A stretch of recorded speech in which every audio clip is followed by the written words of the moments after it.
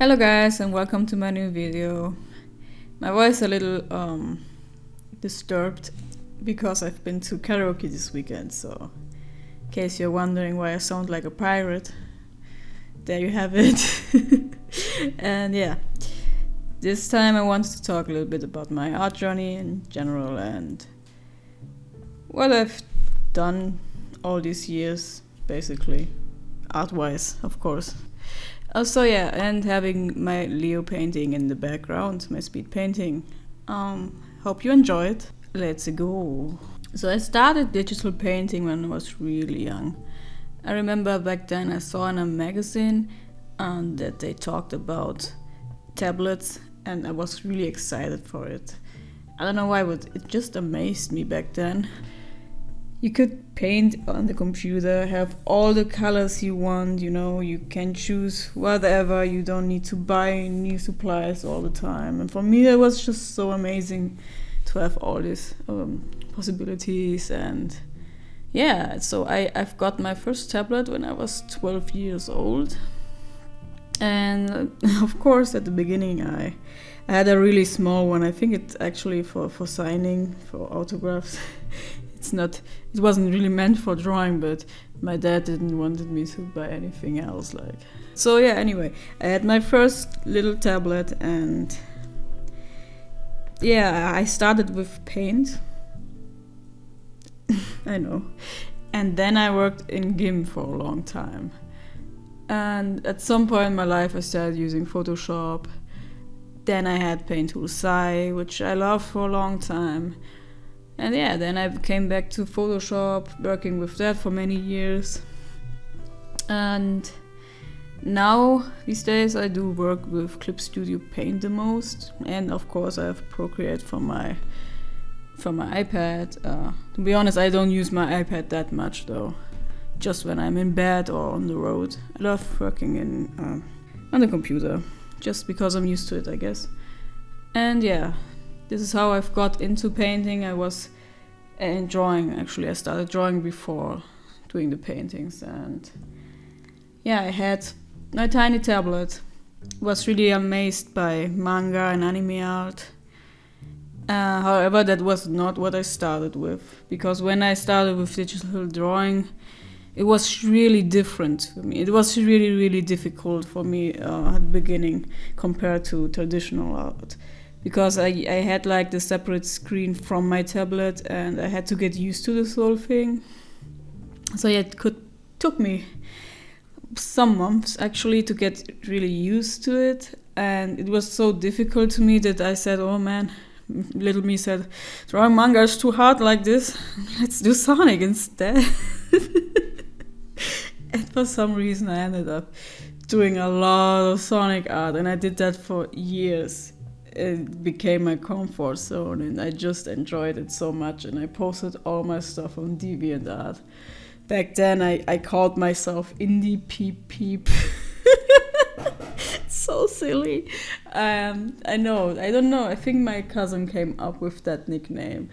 Yeah, but I loved the community back then. I grew up with DeviantArt, my messenger, and typing, posting my artwork, drawing, having a community. I grew up with that, So pretty much the same, just that I do different art now. But I have my community now, and I still chat a lot. Spend most of my time in front of a computer drawing, and it just stayed the same for all these years. But it was hard to get to actually have this as a life, because you can't just do that forever if you don't make art your job. And this is why when I was really young, I already decided I really don't want to do anything else. I just want to be an artist. And back then, digital art, nobody knew what on earth that is. Teachers and all were like, what's that again? New technologies, that's not real art. Yeah, and I didn't really care much though. I had my online community, and that was enough for me. So yeah, this is when I was like 15 years old, and then I started to take things really serious because I realized I can't keep this up if I don't make this my job. because it wasn't just drawing for fun. I was drawing for many, many hours. We're talking about 12 hours minimum. Sometimes I didn't sleep. It's not healthy, don't do that. Sometimes I worked through the night, and at one time I was drawing for 2 days straight, and I had my ramen as food and stuff. Wasn't really easy, but I was really obsessed with this whole art thing, I guess. I still am until up to today. But yeah, at the same time, art was really important for me for personal reasons. So yeah, I just made it like my life goal to become a really, really good artist. Like, there's not even another sense behind it besides, I want to survive on it on the one hand, because I want to do it. Like, I really want to get better and better and better, and there's like no goal. It's just this thing I've just got obsessed with when I was really young, and I kind of made it my journey thing. I don't know. So anyway, that's like the backstory. And yeah, afterwards, I finished school, and then I started doing like design school. And back then I wasn't really happy and gave up on the whole art dream, art becoming my job and everything, because I believed I'm just not good enough. I applied for different universities afterwards and got feedback like, hey, your art is not really good and all, but I lacked complete confidence and gave up. But at the same time, it really made me feel worse. Like, I didn't draw for 3 years, and at some point I was like, damn, I just can't do this without art. I don't know, I just can't. And so I went back to it. Just this time I learned everything from zero, because I realized I can't really draw much, you know. At least that is what I believed, because I only could do like Sonic art, and then I learned anime, and I believe that wasn't enough back then. Nowadays I do know that you can build a career in any style, but I believe that I have to go full realism to get anywhere, so I felt really helpless. So I learned all the fundamentals as best as I could from YouTube channels, from online tutorials, just sitting there and trying my best to get better, learning from real life. Like, yeah, it was tough because I realized I can't do anything. I didn't learn any fundamentals before. It was just, everything was freestyling basically. So it was like learning everything from zero in a new art style, which was realism at that point. And my art looked really bad for a long time, but I just couldn't give up. Like, it was hard though. I was struggling a lot with my art back then. And I didn't even have my community back then. I didn't have anything like I used to. But I just didn't want to give up, I guess. So I did as much as I could after this design school and applied for different universities. One bashed me like, oh my god, they just basically told me I can't draw and I should give up. And I remember they were pretty much laughing at me and be like, you're gonna get nowhere with that art. And I was like, I was really heartbroken. I don't know, because art meant everything to me. And that was a setback, but I still kept going, I guess. I mean, of course I wouldn't be here otherwise with my art stuff.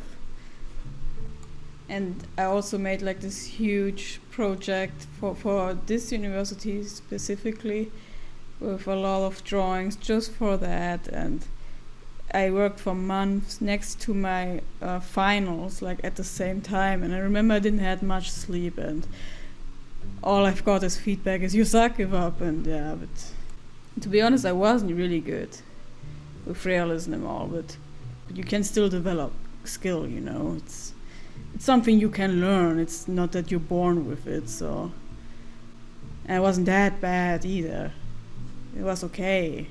I was still young, little baby, mama. But luckily I went then to Cologne Game Lab, and they accepted me gladly, and that gave me hope again. So then I started studying more and more and more. And yeah, I had some breaks in between. But yeah, right now, up to this day, I'm drawing a lot again. And I'm almost done with university. I also started this year to teach as part-time job next to university, which is really awesome. I enjoyed a lot having my first student. And yeah, that's basically it. What I'm trying for the future is I want to go and do my own thing. Damn it. Trying to do like this as freelancing, commission work and all, working from home office. And besides that, I try to build my accounts online, which doesn't always work, but overall I'm getting somewhere. At least I'm trying my best. And yeah, now I have YouTube, which was another big step for me because I'm awkward as hell. But you gotta try things out sometimes, especially if it doesn't work out so much on other pages. Sorry, I had something in my throat, I don't know. Yeah, so hello. And yeah, I think that's basically my art journey. I changed my art style so many times. Like, first it was manga, then I get back to Sonic art, and then I learned anime manga again, and then I learned realism. And then I played with this animation and realism, and I just mixed everything so many times. And last year I started with fantasy artwork, basically. Before I did like more realistic dark art. And yeah, right now I'm kind of happy with the fantasy stuff. But I still want to keep developing this all, you know. I want to get better as always and see where this road leads me. See how I can develop my art even further. So it's a goal that never ends, basically. But yeah, I'm really happy if this all works out in the end, and I'm working hard for that. So yeah, that's I think that's it about my art journey so far. I mean, of course I could go more into details, but this video is long already, so that's about it. I think I was rambling at some points, but yeah, whatever. Thank you so much for watching and listening. If you have any questions, feel free to ask them below. I can always come back to them and answer them in a separate video. So yeah, I think that's it. Thank you so much. I'm gonna link my other social medias in case you wanna check out my galleries. And I'm also gonna link my Patreons that are supporting me right now, which I'm really grateful for. So credits to them for being awesome. So yeah, that's it. Bye. See you next time.